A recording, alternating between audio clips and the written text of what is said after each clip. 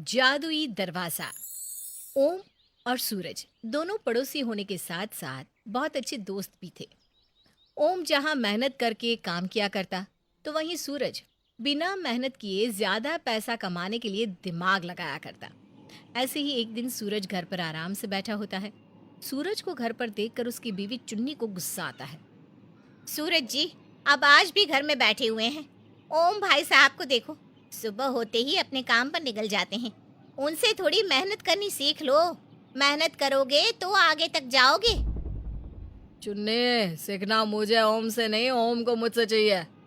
वो मेरा पड़ोसी होने के साथ साथ बहुत अच्छा दोस्त भी है। और उसे देख लो, हमेशा गधा मजदूरी करता है। और तो और कोई उसे काम कह देता है तो वो उस काम में जी जान से लग जाता है। तभी तो कह रही हूँ, ओम भाई साहब से कुछ सीख लो। वो आपकी तरह कामचोर या आलसी नहीं है। आप तो एक नंबर की कामचोर और आलसी हैं। बस यही वजह है कि आज ओम भाई साहब के पास काम है और आपके पास कोई काम नहीं। अपनी बीवी की बातें सुनकर सूरज वहां से मुंह बनाकर चला जाता है। वहीं दूसरी ओर ओम हमेशा की तरह जंगलों में लकड़ी काट रहा था और पसीने बहाकर मेहनत कर रहा था। तभी वहां सूरज आता है। वैसे दोस्त, बड़े मन से तुम लकड़ियां काट रहे हो। अब और कितनी लकड़ी रह गई है काटने को? सूरज, मन लगाकर काम तो करना ही पड़ेगा। पापी पेट और बीवी बच्चों का जो सवाल है, मैं तो एक दिन भूखा रह सकता हूँ, पर मैं अपने बीवी बच्चों को भूखा नहीं देख सकता। यह तो तुमने बिल्कुल सही कहा ओम। अच्छा, मेरे घर में ना लकड़ियाँ खत्म हो गई है। और तुम तो जानते हो ना अपनी भाभी का स्वभाव। क्या मैं तुम्हारी इन लकड़ियों में से कुछ लकड़ियाँ घर लेकर जा सकता हूँ? अरे सूरज, ये तो अभी पेड़ से काटी हुई ताज़ा लकड़ियाँ हैं। ये चूल्हे में नहीं जलने वाली। अगर इन लकड़ियों को तुम घर ले गए तो भाभी तुम्हें और खरी खोटी सुनाएगी। तुम एक काम करो, घर जाकर मेरी बीवी बिंदिया से कुछ लकड़ियाँ मांग लो। ये ओम का बच्चा जितना मूर्ख दिखता है उतना है नहीं। अब कैसे इससे लकड़ी लेकर बाजार में बेचूं ताकि मेरी आज की कमाई निकल सके। इस तरह सूरज कुछ समय के लिए वहां से चला जाता है और पूरे रास्ते अपना दिमाग लगाने लगता है कि आखिर वो ओम से उसकी लकड़ियां कैसे ले। अब उसके दिमाग में एक बहुत अच्छा आइडिया आता है और वो दोबारा ओम के पास जाता है। अरे सूरज, तुम फिर से आ गए। मुझसे कोई काम है क्या? हाँ, काम तो है पर समझ में नहीं आ रहा कैसे और किस मुंह से कहूँ। सूरज, तुम मेरे पड़ोसी होने के साथ साथ मेरे दोस्त भी हो, इसलिए हिचकिचाओ मत और अपने मुंह से ही कह दो जो कहना चाहते हो। ओम, कुछ दिनों से ना मेरी तबीयत बहुत खराब है, जिस वजह से मैं धनराज सेठ के जानवरों को चराने के लिए जंगल नहीं जा पा रहा। घर का राशन भी खत्म होने को है और चुन्नी भी मुझ पर बहुत नाराज हो रही है। अगर आज मैं पैसे लेकर घर नहीं गया ना, तो वो मुझे घर में घुसने ही नहीं देगी। क्या आज तुम मेरे लिए भी थोड़ी सी लकड़ियाँ काट दोगे ताकि मैं भी उन लकड़ियों को बाजार में जाकर बेच सकूं? हाँ हाँ सूरज, क्यों नहीं। भला ये भी कोई कहने की बात थी जो तुम इतना हिचकिचा रहे थे। अब शरीफ ओम सूरज के लिए भी थोड़ी सी लकड़ियाँ काट देता है और दोनों दोस्त उन लकड़ियों को लेकर बाजार जाते हैं।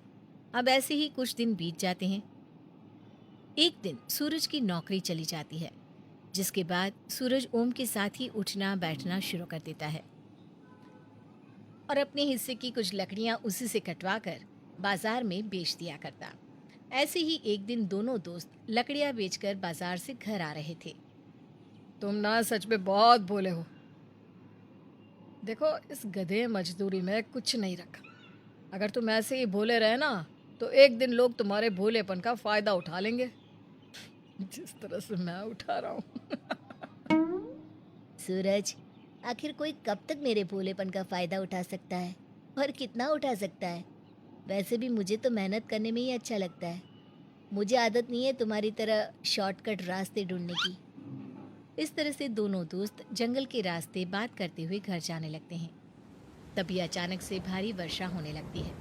वर्षा होने के कारण दोनों दोस्त छुपने की जगह ढूंढते हैं। तभी उन्हें एक जगह से तेज पीली रोशनी नजर आती है।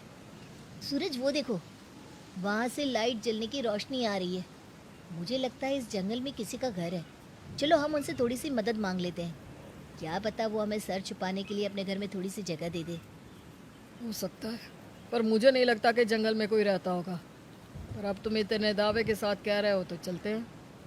दोनों दोस्त उस तेज रोशनी का पीछा करते हुए उस रोशनी के पास जाते हैं जहां उन्हें कोई घर नजर नहीं आता सिवाय एक दरवाजे के। और उस दरवाजे से ही तेज पीली रोशनी निकल रही थी। दरवाजे को देखकर सूरज के मन में लालच आ जाता है। ओम, मुझे लगता है ये कोई जादुई दरवाज़ा है। हमें इस दरवाजे के पीछे जाना चाहिए। हो सकता है कि इस दरवाजे के पीछे बहुत सारा खजाना हो। पर सूरज, तुम इतने दावे के साथ कैसे कह सकते हो? अगर इस जादुई दरवाजे के पीछे कोई खतरा हुआ तो? दोस्त, अभी हमारे पास सुनहरा मौका है। इस जादुई दरवाजे के पीछे हो ना हो बहुत सारा खजाना रखा है। हम उस खजाने को लेकर रातों रात अमीर बन सकते हैं। अरे सिर्फ पैसों का सोच, खतरों का नहीं। सूरज के काफी कहने पर ओम सूरज के साथ उस जादुई दरवाजे के पीछे जाता है।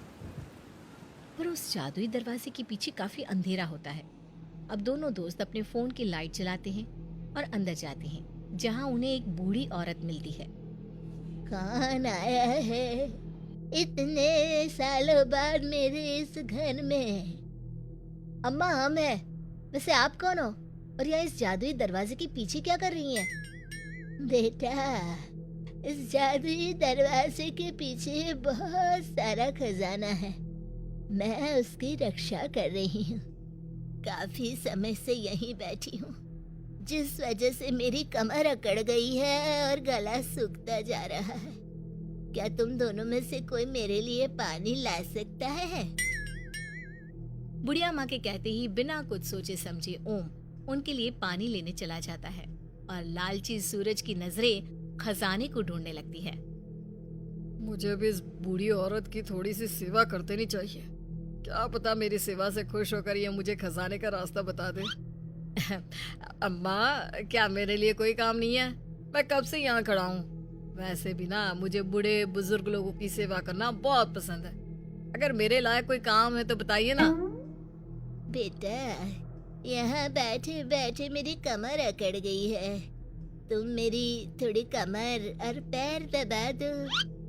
अब लालच में आकर सूरज उस बूढ़ी औरत की खूब सेवा करता है। कुछ देर बाद ओम पानी लेकर वहां आता है। पानी पीकर वो बूढ़ी औरत माँ लक्ष्मी का रूप लेती है। ओम, मैं तुम्हारी सेवा और ईमानदारी से बहुत खुश हुई हूँ, इसलिए मैं तुम्हें इस जादुई दरवाजे की रखवाली करने का काम देती हूँ। साथ ही अब तुम्हें कभी भी किसी भी चीज की कमी नहीं होगी। ये मेरा आशीर्वाद है। माता लक्ष्मी, आपने अपने दर्शन मुझे देखकर मुझे धन धान्य से भर दिया और इतनी बड़ी जिम्मेदारी आपने मुझे सौंपी है। मैं इस जिम्मेदारी का पालन पूरे दिल से करूंगा। माता लक्ष्मी, मैंने भी तो आपकी सेवा की है। मुझे भी कोई कार्य दीजिए ना। सूरज, तुम एक लालची इंसान हो जिसने लालच में मेरी सेवा की थी, इसलिए मैं तुम्हें कोई कार्य नहीं बल्कि दंड देती हूँ। और तुम्हारी सजा ये है कि अब ये जादुई दरवाज़ा तुम्हारे लिए कभी नहीं खुलेगा। और जब तक तुम मेहनत मजदूरी नहीं करते तब तक तुम 1 रुपया नहीं कमा पाओगे और ना ही अपने बीवी बच्चों का पेट भर पाओगी। इतना बोलकर माता लक्ष्मी वहां से चली जाती हैं और उनके जाते ही सूरज भी खुद को अपने घर में पाता है जहां उसकी बीवी उससे लड़ रही होती है। अब सूरज को अपनी बीवी की बातें समझ में आ जाती है और उसके अंदर का लालच भी खत्म हो जाता है। जहां एक तरफ ओम जादुई दरवाजे का रक्षक बनकर उसकी पहरेदारी कर रहा होता है और एक खुशहाल जीवन जी रहा होता है, तो वहीं दूसरी ओर सूरज ओम की तरह मेहनत मजदूरी करके अपने बीवी बच्चों का पेट भर रहा होता है।